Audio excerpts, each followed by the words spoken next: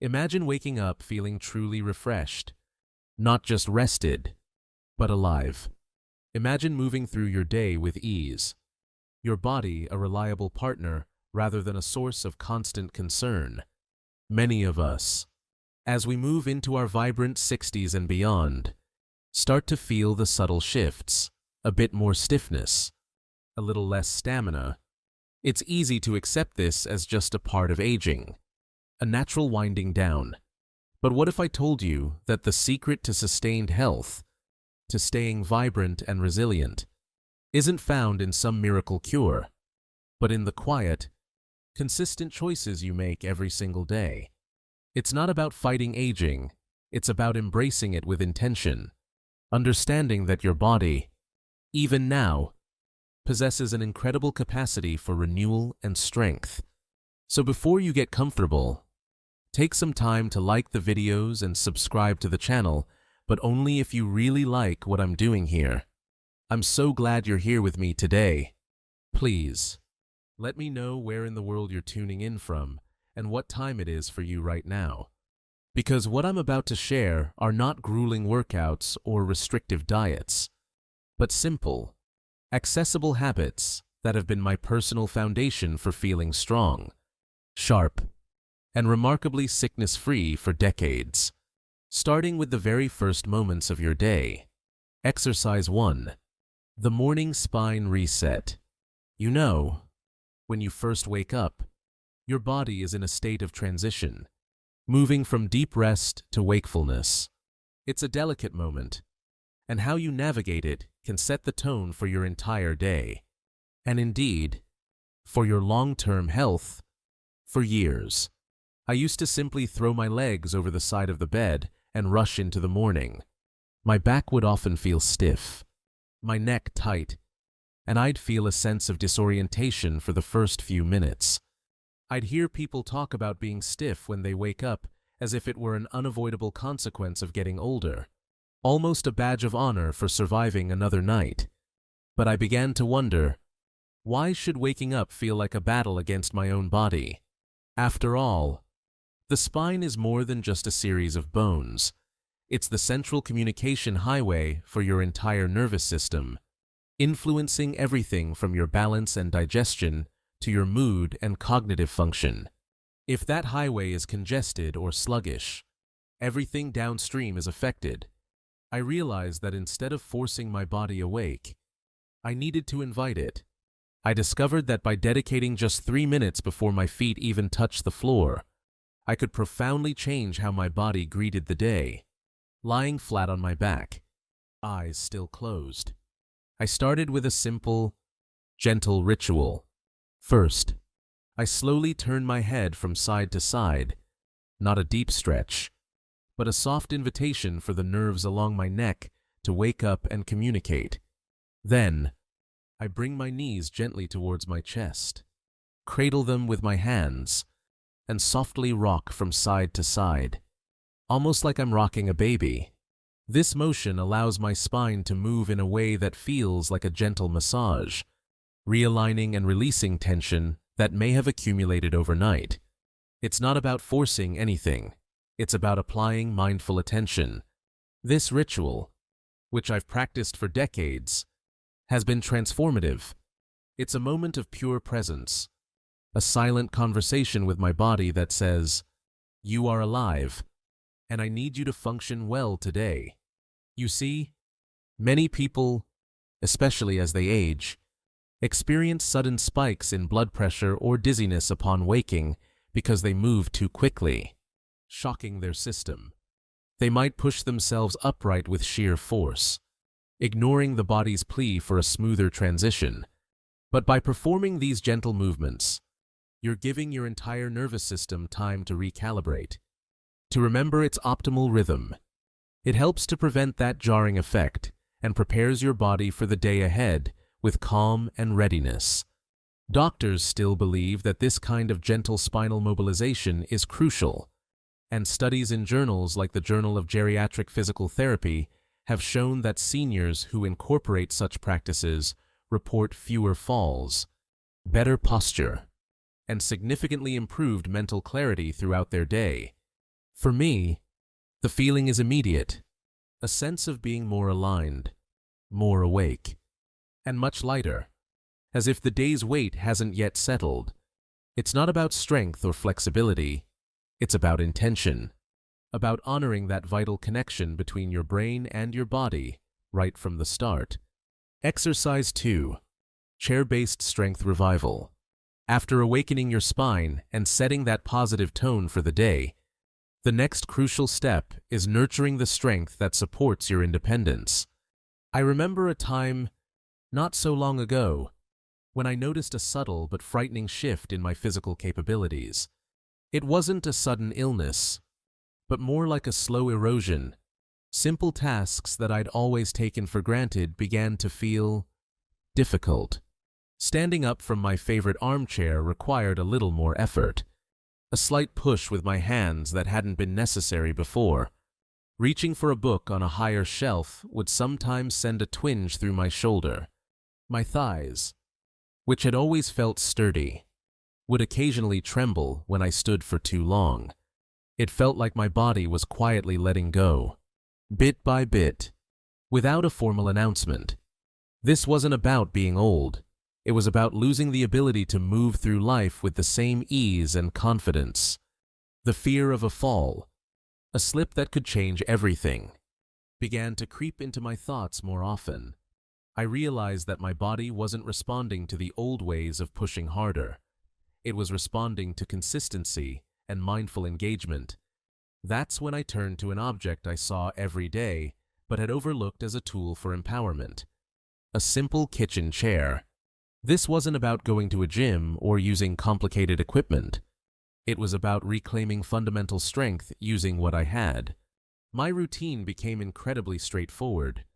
I'd sit on the edge of my chair, feet planted firmly on the floor, ensuring I had a stable base. Then, I'd slowly lift one leg, extending it out just a few inches, holding it for a moment, and then lowering it with control. I'd do this several times on each side. It might sound basic, but at first, even lifting my leg felt like a challenge. I wasn't aiming for athletic performance. I was aiming to reawaken the muscles, to remind them of their purpose. After the leg movements, I'd move to my arms, extending them slowly straight out in front of me, feeling the muscles in my shoulders and arms engage. 10 slow, deliberate repetitions for each limb, focusing on my breath and the sensation of movement. Took less than 5 minutes. The profound change wasn't in the intensity, but in the regularity. Within weeks, I noticed tangible differences. Getting out of bed became easier. I felt more stable when standing, and the need to reach for walls for balance diminished. Carrying groceries home from the market no longer felt like a precarious endeavor. More importantly, the feeling of capability returned. There's a deep sense of dignity that comes from knowing you can rely on your own body.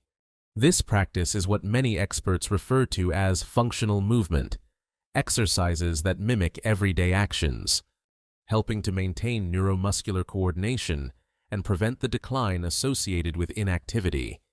Doctors still believe that incorporating seated exercises like these is one of the most effective ways for older adults to maintain lower body strength and improve balance, thereby significantly reducing the risk of falls.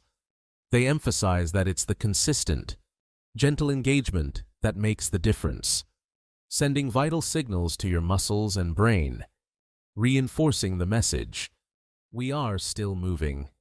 We are still capable. This chair, once just a place to rest, became my personal sanctuary for rebuilding strength and confidence. One slow, intentional movement at a time. Exercise 3. The calming breath cycle. As we move through our day, focusing on gentle movements that strengthen our bodies, there's an even more fundamental, often overlooked, powerhouse within us: our breath. You might think of breathing as something automatic, happening in the background, but the truth is, it's one of the most potent tools we have for managing our internal state.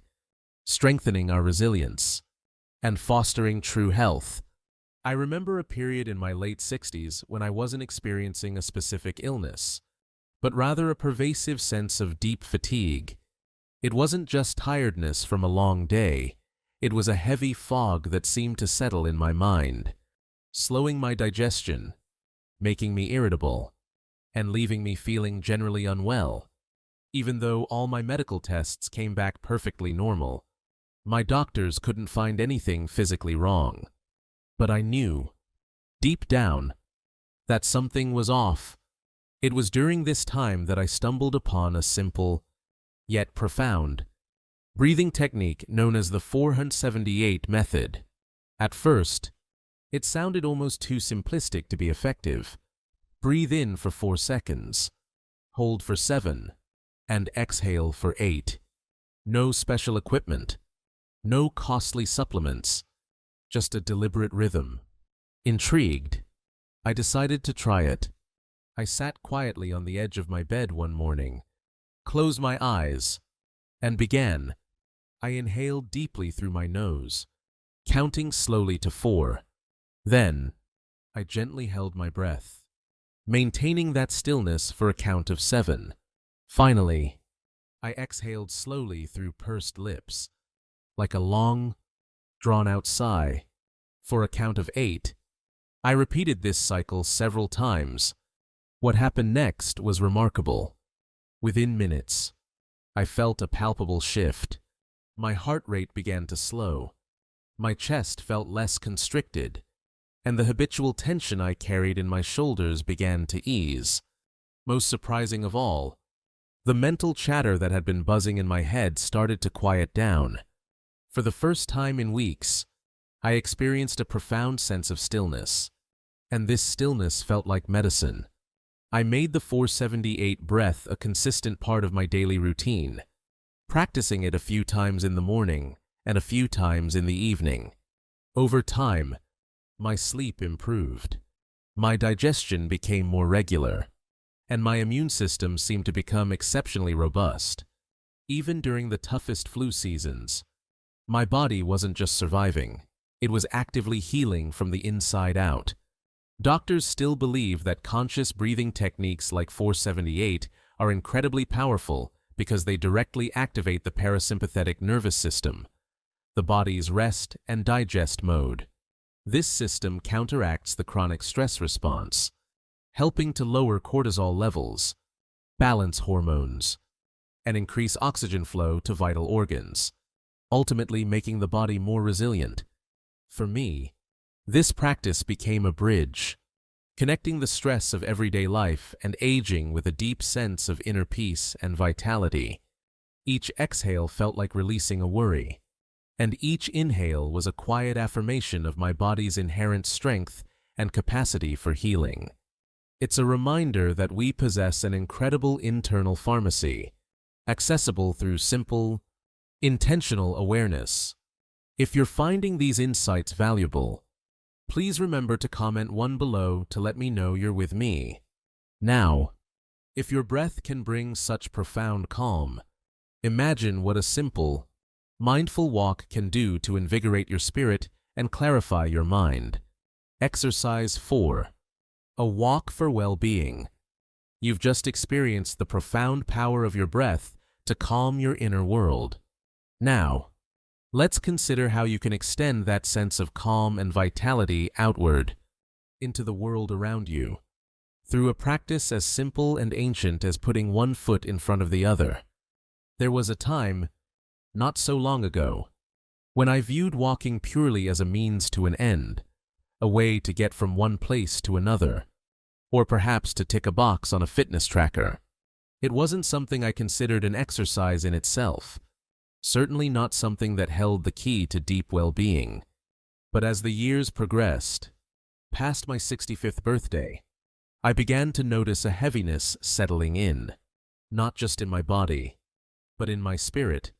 My joints ached more readily, my thoughts felt a bit more tangled, and the days, while still full, seemed to shrink, as if I were becoming smaller within them.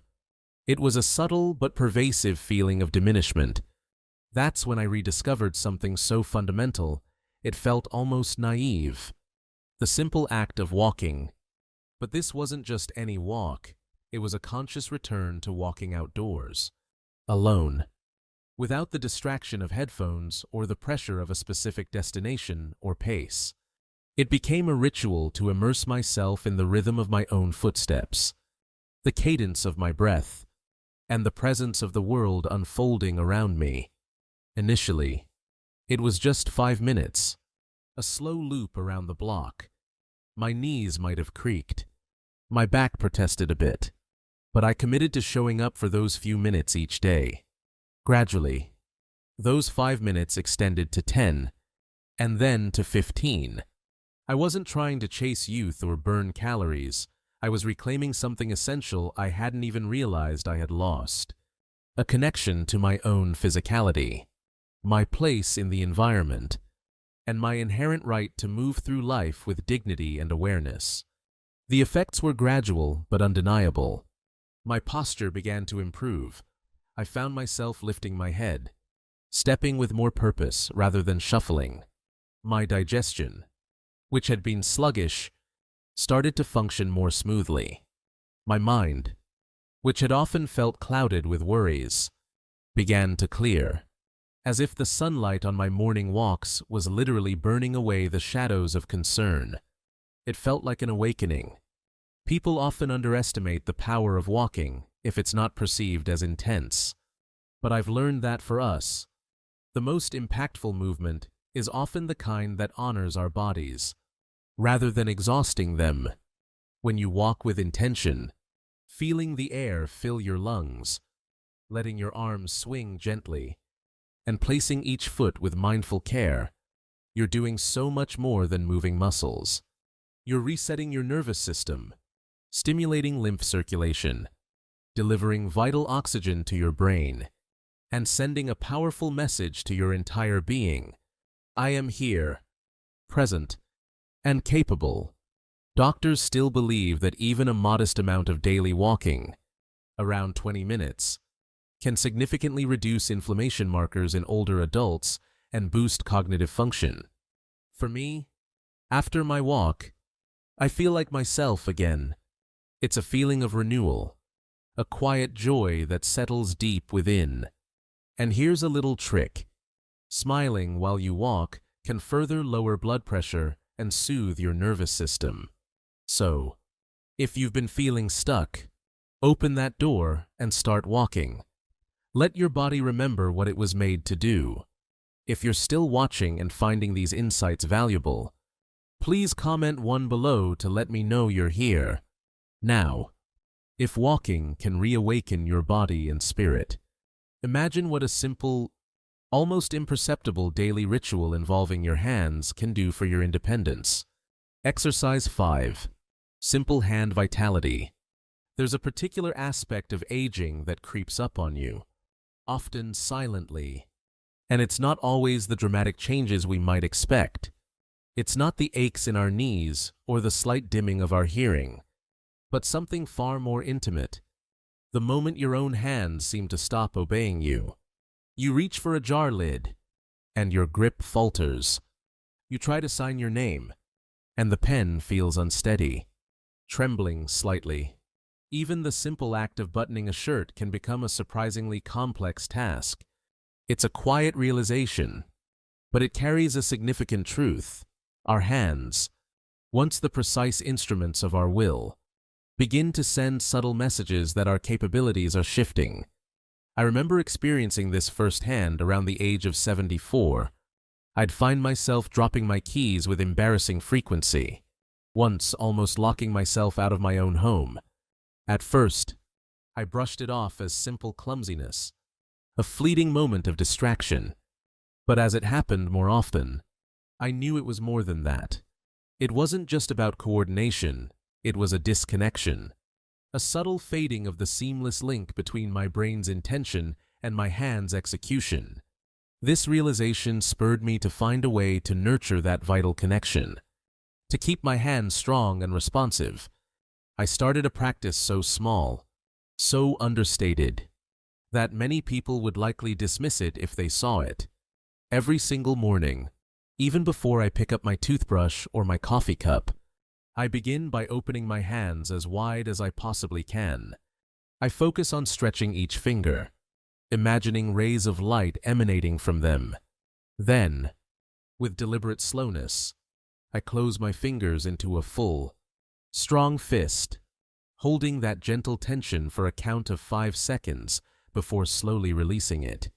I repeat this simple sequence of opening wide, closing tight, and releasing 10 times. There are no weights, no special equipment, just the focused intention and the mindful movement itself.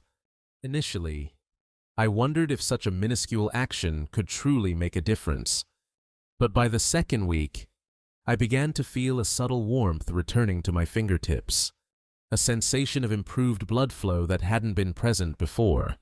My rings, which had sometimes felt a little snug, no longer caused discomfort, and my hands wouldn't cramp nearly as often.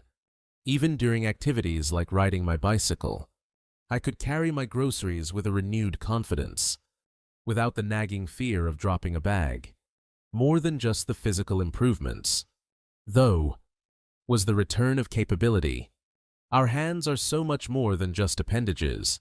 They are the primary means by which we interact with the world, feed ourselves, maintain our hygiene, connect with loved ones, and express our creativity.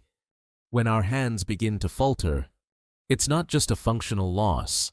It touches upon our very sense of self and our autonomy. Doctors still emphasize the importance of grip strength and hand dexterity, noting that studies published in journals like the Journal of Aging and Physical Activity show that regular hand-strengthening exercises can significantly reduce arthritis pain and improve neurological communication between the hands and the brain. Grip strength, in particular, is increasingly recognized as a strong indicator of overall vitality and even longevity. For me, my hands are my lifelines, and keeping them strong and responsive is a daily act of respect and self-preservation. It requires just a few minutes of presence, a quiet commitment to reminding my fingers that they are still vital, still capable, still cherished. This quiet strength is easy to overlook, yet essential for maintaining our independence. If you're still with me and finding value in these practices, please comment one below. We're almost at the end, and I'll share what I do at night to truly maximize repair and renewal. As you reflect on these simple yet profound practices, the gentle awakening of your spine, the strength building in your chair, the calming rhythm of your breath, the invigorating walk, and the subtle yet vital movements of your hands, you begin to see a pattern. Don't you? It's the quiet power of consistency, the profound impact of showing up for yourself, day after day, with intention and kindness. Looking back over my many decades, I've come to understand that aging isn't the end of health. It's simply the beginning of a different kind of vitality. It's a strength that doesn't rely on youthful exuberance or speed, but on the steady, unwavering commitment to caring for your body. The exercises I've shared, these aren't flashy routines designed for the spotlight. They won't make headlines or win accolades, but they have gifted me something far more valuable: lasting independence, a deep sense of peace, and a body that remains a reliable companion on life's journey. The truth that many find difficult to accept is that robust health after 60, and indeed throughout life, doesn't come from doing more in a frantic way. It comes from doing less, but doing it with greater intention and presence. You don't need to become an elite athlete or adhere to an overly restrictive lifestyle. What truly matters are the small, consistent actions you integrate into your daily life, even if they only take a few minutes. Health isn't built in grand gestures. It is cultivated, nurtured, and restored through quiet, persistent repetition. If you're reading this and perhaps feeling a touch of doubt, wondering if it's too late for you, please allow me to gently reassure you.